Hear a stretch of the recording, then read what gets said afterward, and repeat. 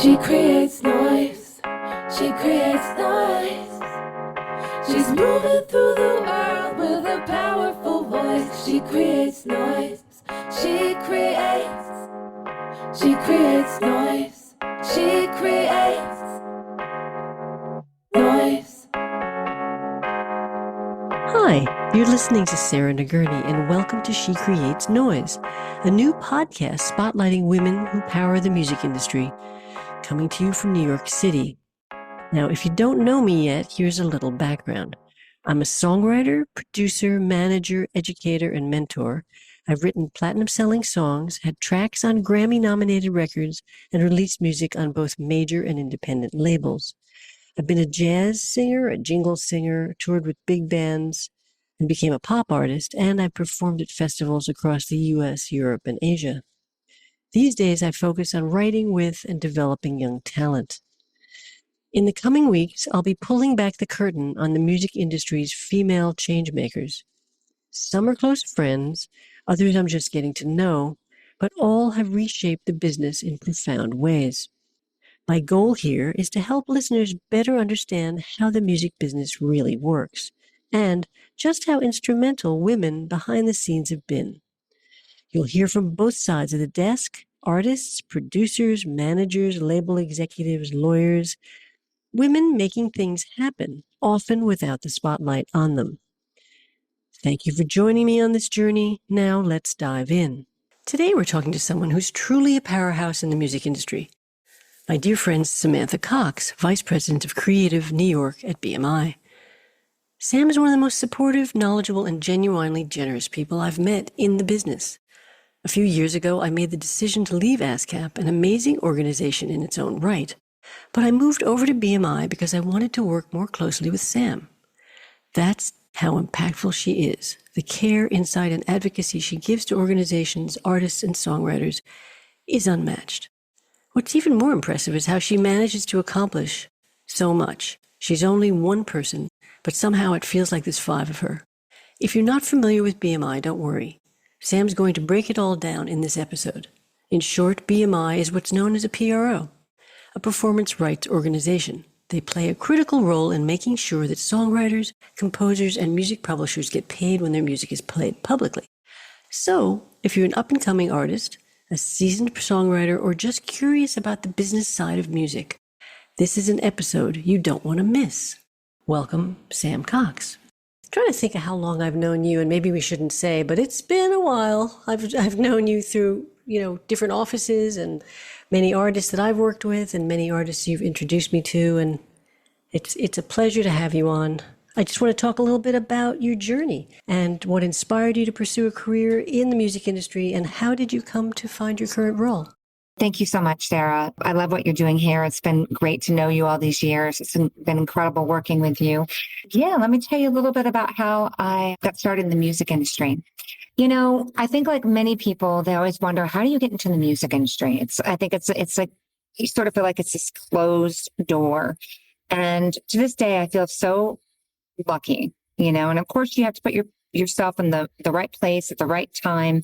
And I sort of felt like all that happened for me. But essentially, I grew up in a very small town, a little itty bitty town called Belleville, Texas.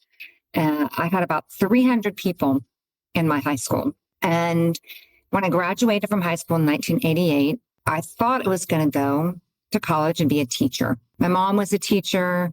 I knew I always loved music, but I just thought, I'm never going to get a job in the music industry. How am I going to do that in Texas? There's nothing here. And so I went off to college and I met my roommate. And my roommate happened to love music as much as I did. And she was from San Antonio, Texas, from a bigger city. Her parents were both, entrepreneurial. The first thing she asked me, she's like, why would you be a teacher if you love music so much? And I said, because where am I going to get a job? How am I going to do that? I don't know enough about it. And her friends at the time, actually in San Antonio, played in a band, and they were called Pariah. They were signed to Geffen Records. And I was like, are you kidding me? Your friends are in a band? That's crazy, right? And so we would start to go see shows together. We became really good friends. And flash forward, she convinces me to change my major. And back then, there weren't music business programs like there are now. So I thought, what am I going to change my major to? But I did. I changed it to communications, and then I minored in business. And in the communications track at the school I was going to, you could choose between radio, advertising, or journalism. And I was like, well, I'm not going to do journalism. And I thought, well, I'm not going to do advertising. Maybe I'll do radio.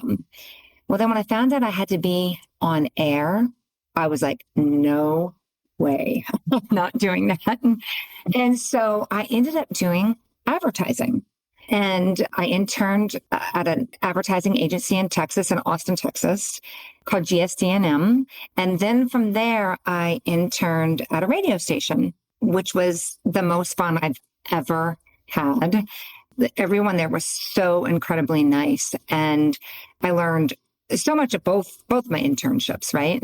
But also, I lived in Austin, and every year, as most people know that work in the music industry, there's a big music conference called South by Southwest. And so every year I would attend South by Southwest. And one year I happened to meet a bunch of New Yorkers, and they were like, come hang out with us. You know, they were throwing a party. There was a show out on the street that year with Iggy Pop and Joan Osborne, and we all just became friends. And they were so nice. They convinced me to come to New York City for the summer, stay, and they started introducing me to everyone in New York City. And that's literally how I ended up in New York City.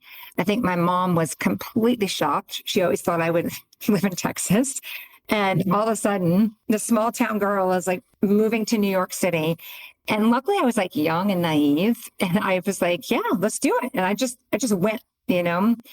And at that point, they had introduced me to a few people, but one of them they introduced me to, still very, very, very good friends with, is Jeff Cohen. And Jeff Cohen at the time worked at BMI in the creative department. And actually, they called it writer-publisher relations back then. And I went in and I met him. And I remember before I went in, I was like, I got out my All You Need to Know About the Music Business book and started reading everything I could find out about BMI, because at the time I was like, what is BMI? And I did as much research as I could. And I went in and I interviewed with Jeff, and he couldn't have been nicer. And at that point he says, you know, I love you, but we literally just hired someone. And I said, well, I'll do anything. You know, can I come in? Can I intern? And again, back then times were completely different. He was like, yes, you can come in, you can intern. And I literally just started coming in 5 days a week. And no HR, no, none of those things. And I just came in. And what was great is the new girl that he had just hired was brand new too. So we literally became really good friends. We helped each other out, and she's gone on to do amazing things. Her name was Brooke Premont. And, you know, we're friends to this day, and same with Jeff Cohen. And as I was interning, though, he introduced me to one of his good friends at Polygram at the time. And I, of course, went for the interview like immediately. I remember like memorizing the entire timeline of Polygram. I read every book, everything I could get my hands on about Polygram. And I go to this interview, and at the end of the day, they called me back and said, hey, you have the job if you want it. And I thought, oh my gosh, wasn't expecting that, right? But at the same time, there was a position at BMI in the performing rights department. And the guy who was looking to hire at that time had come to me and said, hey, do you want to apply for this position in this department? And I had interviewed for it as well. And he called me and said, you have the job if you want it. And so all of a sudden I had these two job opportunities, and was like, didn't know what to do, but my gut told me to go with BMI. And one of the reasons why is everyone at BMI was genuinely so incredibly nice. And two, I thought I was going to learn a lot at BMI. I thought I was going to be able to grow at BMI. And don't get me wrong, Polygram was great. And it was so appealing because the job at BMI was behind the scenes. It wasn't a creative role, but there was something in my gut that told me to do BMI. And it's to this day, I do not regret it. And a lot of times when I give advice, I always tell people, as long as you've done your research and you've looked into all your options, your gut in the long run is sort of going to tell you what to do. And that's exactly what I did in this situation. And you've been there ever since, really. I've been there ever since. And that's impressive. Yeah, which is sort of crazy because, as you know, in this music industry, that just doesn't happen. You bounce from place to place to place, and not because someone's not good at what they do. It's just that the business changes, things shift. You get new people, new presidents come in, things change. And BMI has always been consistent. It's been a consistent place, and we generally get to help people. And for me, that's what I love doing. And so even though I've had chances to go other places throughout my career, but I've always decided to stay. And I think I've made the right decision. So I'm so happy to be here. And I know that's not really a quick way to explain how I got into the music industry. She creates noise. No, it's very interesting. I never knew any of this. And I know you've talked a couple of times about, why BMI appealed to you so much. Those people listening who might not be familiar with how BMI works and its role in the music industry, maybe you could tell us a little bit about how it supports songwriters. So essentially, BMI is the performing rights organization, and we ensure that songwriters get paid when their songs are performed publicly. So, for example, like on radio, DSPs, retail stores, bars and restaurants, venues, etc. So we're the ones that license those publicly performed businesses. We take in the money, and then the money that we bring in, we distribute back out to the songwriters that we represent. So this is one of the main places that a songwriter is going to get paid. And that's important in this day and age. So you've worked with so many fantastic artists. I mean, the roster that BMI has is incredible, and you've been there for a while, so you've really had so many artists pass through. Can you share a memorable success story? And also part two of the question, can you tell us a little bit about how you kind of look for that special something, that X factor, and how you know someone has that potential? There's so many incredible stories. I've worked with so many incredible songwriters and artists throughout my career. I feel so lucky to just be in the presence of so many talented people. But I have to say maybe one that really stands out is Stephanie Germanotta.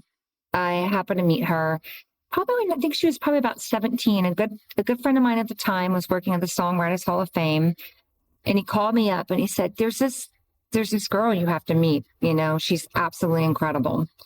And she came into the office, played a few songs on piano, and I fell in love instantly. I was like, who is this? This is incredible. And a lot of people thought I was crazy at the time. They thought, what? I don't get this. I don't understand. And I was like, I absolutely love this. I want to do whatever I can to help. And we built a relationship, Stephanie and I. And I remember the first time she came to me and said, hey, I think I'm going to change my name. I'm going to change it to Lady Gaga. I was like, I love it. Absolutely love it. And we did a lot of things together. The highlight for me, and I think the most fun story to tell, is when she played our Lollapalooza stage in 2006. And when no one knew who she was, and I just remember the music came on and people just started swarming our stage and going, who is this? And I remember standing next to Vincent Herbert, who had just signed her, was in the process of signing her. And both of us looking at each other and going, she is going to be massive, a global superstar, no doubt in our mind. And what's really crazy is that I think it was like 2 years later, she was headlining Lollapalooza. And not only did she headline Lollapalooza, she came back to the BMI stage that same year and got on stage with Semi-Precious Weapons and stage dived off the stage. And we have the most amazing shot of it. And so for me, those are just like, it's just an incredible moment, a success story of someone that I was able to meet early on in my career, someone who's just so gifted, talented, kind, thoughtful, appreciative, and just for her to come back to the stage and do that at the height of her career was insane. And I was literally like in complete shock, complete shock. I mean, that was someone you recognized her talent early on, and you saw her early on. Yeah. Absolutely, like a 100%. What I loved about Stephanie, and what I still love about her to this day, is that she was creative in every aspect. You know, she wrote incredible songs. She designed her own clothes, and she understood choreography. She was just creative all around. She knew what she wanted. She was determined to succeed. Her passion, her drive, every bit of it was there, right? Every single bit of it. She was determined. Born this way, right? Right. Yes, absolutely. She was born that way, 100%. And in fact, I give her as an example a lot of times when, to answer your question about what do you look for in talent? And I say the work ethic. And number one thing, I mean, yes, talent is, of course, very, very, very important. But I can tell you, I'd rather take someone that still needs a little time to grow, but I know that they have that drive and the passion and the work ethic to just get better, and they learn every single day. And I'll bet on someone like that any day, all the time. And I remember she especially remembered you for all of your support too. You told me something about that. Billboard Women in Music it just started. I think it was like maybe the second year they were doing these awards, right? Billboard Women in Music Awards. I forgot what year it was, but she was being honored along with Beyonce. And I hadn't seen her like in a year. She had been on the road touring. And so I was so excited to see her, right? It was just sort of like, she had gone from like playing on stage at Lollapalooza to just like blowing up, right? And which I knew she would.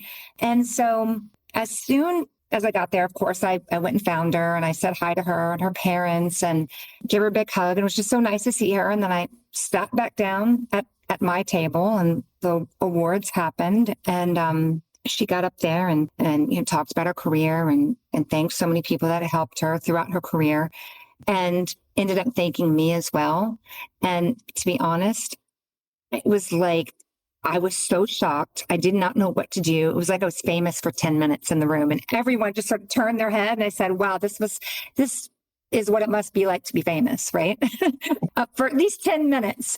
It was really unbelievable. And to this day, I don't think she knows how that sort of changed my career trajectory so much and how people looked at me completely differently after that. Well, it sounded like she did more than thank you. She really made a big statement about how important you were in her career. She did. And it was one of those moments that I will never forget. And literally sometimes I'm like still blown away by it. And every day I really do believe she changed the trajectory of my career. Much deserved. If you're listening, Gaga, thank you. She creates noise.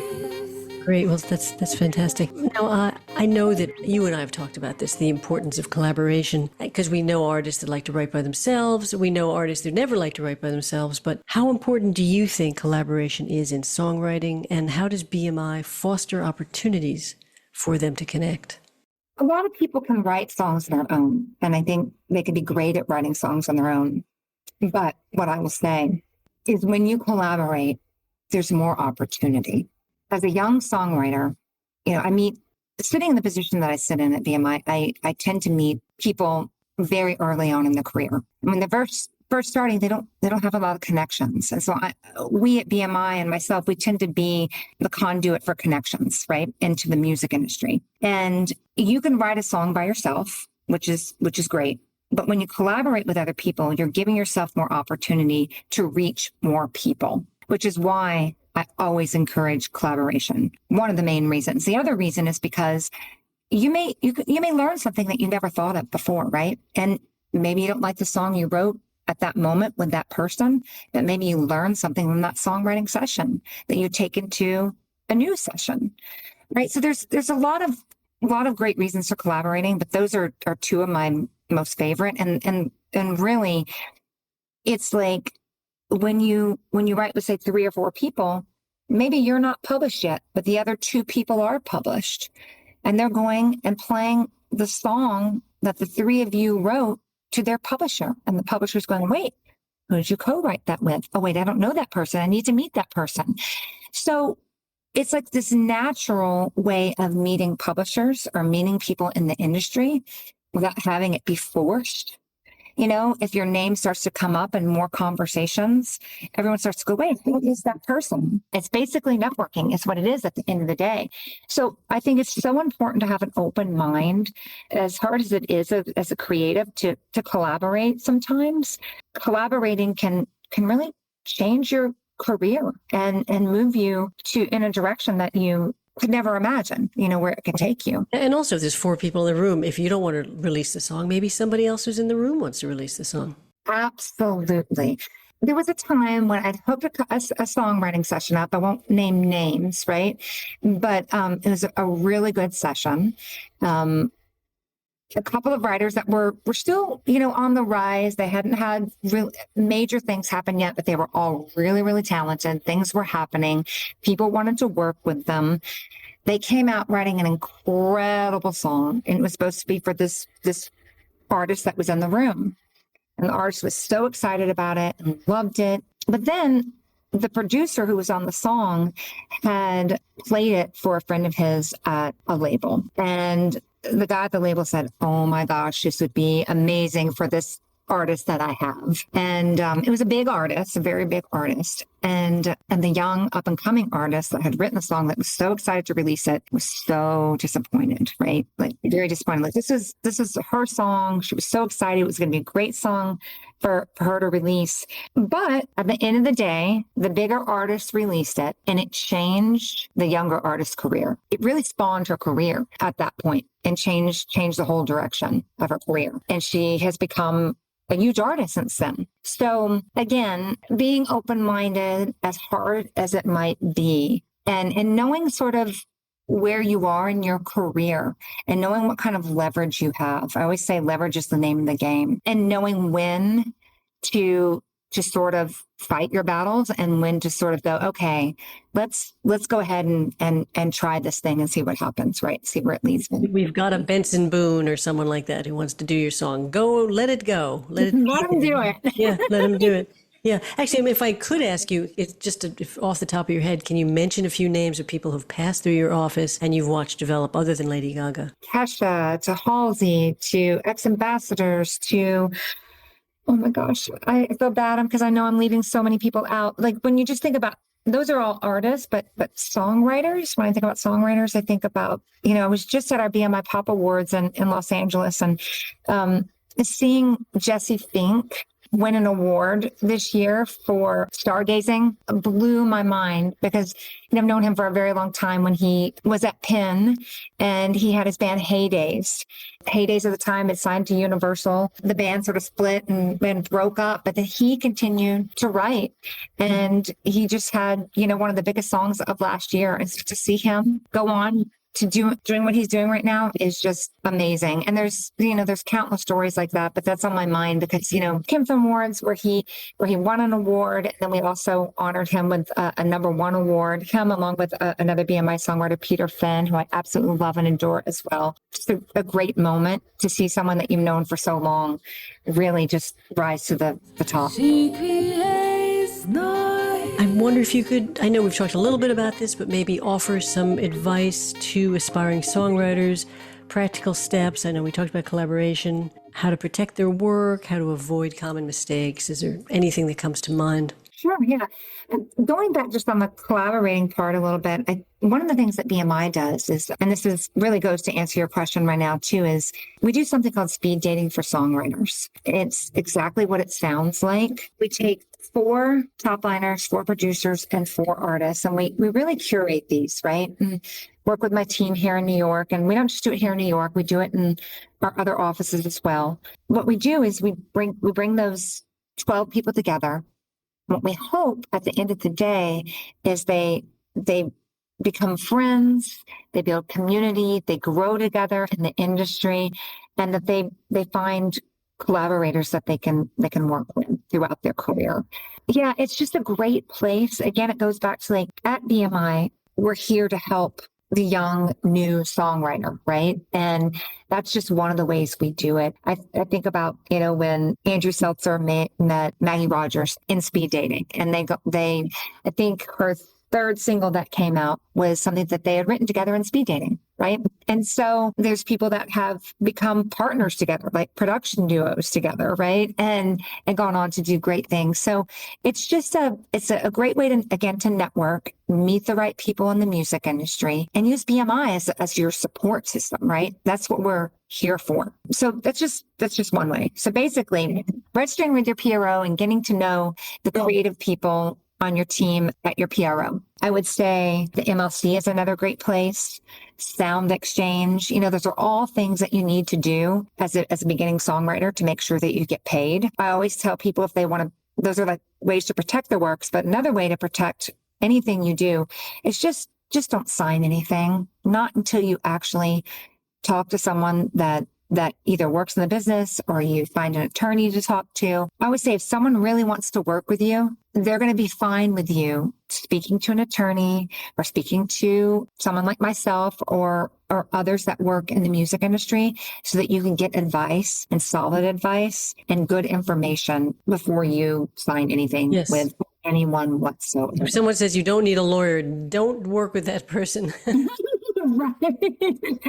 Absolutely. And again, that just goes back to sort of what we do in the creative department at BMI. I feel like I should expand upon that. A lot of times I like to say I have 5 jobs, and one of them is I feel like I'm an A&R executive at a label, in the sense of, being in the studio, discovering new music, going out and seeing new live music. I feel like I'm a publisher a lot of times because I'm hooking up co-writes and connecting songwriters and producers and artists together on a regular basis. A lot of times I feel like I'm a manager, and, a lot of songwriters and producers, they don't have managers, right? And artists don't have managers either when they're first starting off. So we become sort of like a safe place for songwriters to come get information and advice to help them, and point them in the right direction, so that they don't, get into situations, which I'm sure you hear about a lot. Like someone will come in and they'll be like, "Oh, I signed this deal with someone," and I'm like, "Well, who allowed you to sign that?" And they're like, "Oh, I just signed it." And I'm like, "Well," and I look and I'm like, "Oh my gosh, it's just the worst deal ever," right? You hear those stories all the time. You think, "No, who would do that?" But it happens. And so again, BMI can be like a safe place to come, and we can help you navigate a lot of that, right? And so when I say I feel like I'm a manager, what I really mean is we're like advisors. Maybe someone approached you and you're not sure if they're a legitimate person. 9 times out of 10, we'll know. We'll know if that's a legitimate person. If it's not, we can help you do your research. We can help introduce you to attorneys. We can help introduce you to managers, and really just help put your team together, frankly. And help create opportunities for you. We have our indie page where we feature new artists. We have our Music Monday playlist where we feature new artists. We have, we'll do Instagram takeovers. We have our stages, which I alluded to earlier, like at Lollapalooza and Austin City Limits. We do things at South by Southwest. And also the artist showcases, which you're having one tonight, which I'm going to go to. Yes, we are. We do something called the Acoustic Lounge. We do that on a monthly basis, where we have, it's sort of like a storytelling acoustic night, sort of like Bluebird Cafe style, very, very Nashville, where we have 2 writers perform in a round and talk about their songs, and then they play their songs. So it's always a great night of music. And so we do all those types of things here. And so from that A&R, publicity. I guess moving on. So there's A&R, publishing, there's publishing, there's management. I feel like we are event planners. And that goes back to some of the things I was just touching on, from our showcases to our services, like our new Music Monday playlist, our acoustic lounge. So the big thing is I feel like we are administrative and education executives.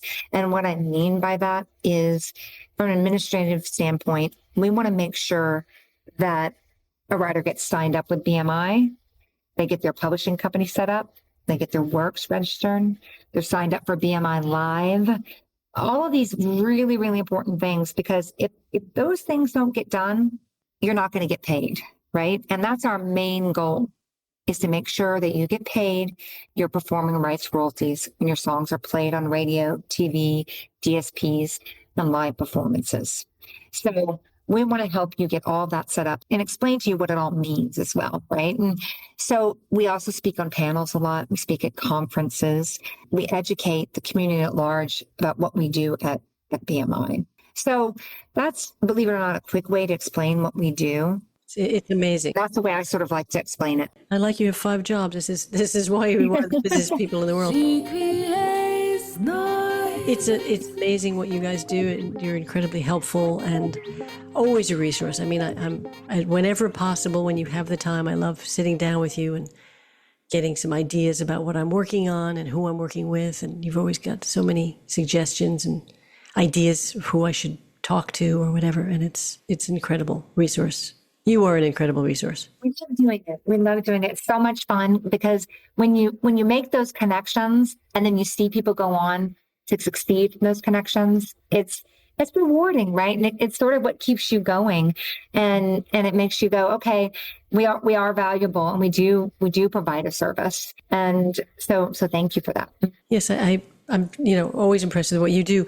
I just wonder if there's anything that I missed asking you, anything you wanted to mention. There's so much to cover, but yeah, I mean, there is. I think we could probably talk for another hour if you let me, right? I guess what I might mention is recently we launched this new program called the Spark Program, and it's designed to help music creators really thrive throughout every stage of their career.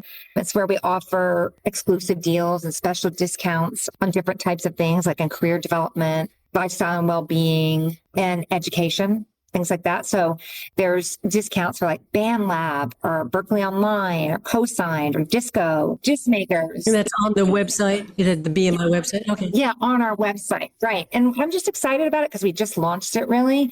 It's something that I've wanted us to do for a long time, and we have finally been able to do it. And it's really exciting for me to talk about. I'll try to put it in a link at the bottom of the interview. Yeah, absolutely. We can definitely do that. I'll get that link for you, and I'll send it over. But yeah, I would say that's probably it. And I just want to really maybe just give some inspiring advice to songwriters, is just to never give up, because this industry is ever changing. And if someone tells you no, that person that told you no could be out of a job tomorrow, and there'll be a new person in that position. So to just keep going, and remember that we do this for the love of music. And that's really, what inspires me, what inspires, I think, all of us, and why we're all here. And so if you ever get down or you're feeling like you're uninspired, go listen to your favorite album, go see a show. I mean, that's really what excites me and keeps me going. That's great. Wonderful advice. So wonderful to have you, Sam. I'm looking forward to listening to this back and seeing you tonight at the showcase. At the Acoustic Lounge. It's going to be a fun night of great music, and it's at Pete's Candy Store tonight. We moved to a new venue because, sadly, Rockwood Music Hall closed down, very, very sadly. But we've been doing Pete's Candy Store, which has been very kind to us, and this is I think the 3rd time we're doing it there. So it's going to be a great night of music. So if you hear this, come join us. I look forward to it. Thank you so much, Sam. She creates noise. I'd like to thank today's sponsor, Heard City, the premier audio post-production company servicing the advertising, motion picture, and television industries right here in NYC. I'd also like to thank Ann Tello, aka XO Ann, for singing the She Creates Noise theme that I wrote. Thanks for listening to She Creates Noise. If you enjoyed this episode, be sure to subscribe, rate, and share. I want to thank the team here, Blair Reinley, Yelena Stavanovich, Emily Wilson, and the Master of Engineering and Grammy-winning Cooper Anderson. We'll see you next time. She creates noise. She creates noise. We hear her voice. She creates noise. She creates noise. She creates noise. We hear her voice. She creates noise.